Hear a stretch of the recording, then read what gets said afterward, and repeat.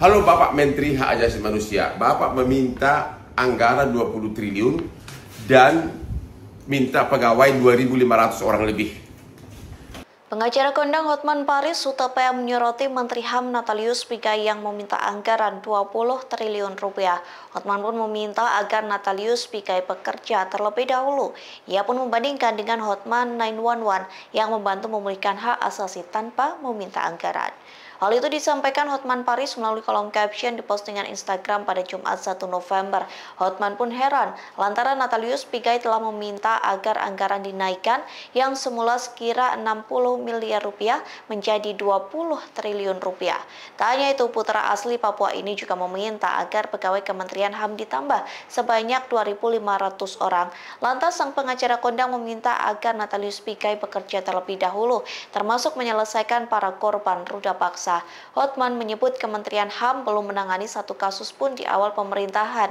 Pihaknya geram lantaran Natalius Pigai belum menyelesaikan kasus namun berteriak kurangnya anggaran.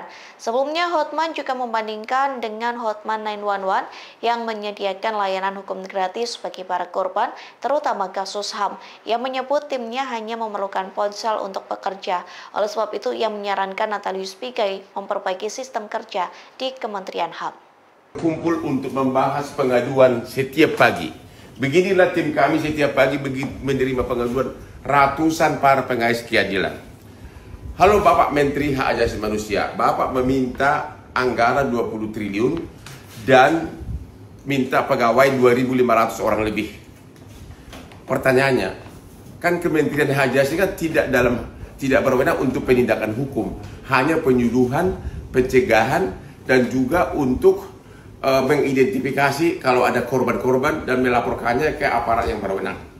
Kalau itu tugasnya Pak, sama seperti Hotman 911 yang sudah menolong ratusan orang korban pelanggaran hak asasi manusia, Kementerian modalnya cukup handphone. Ya, saran saya begini Pak Menteri.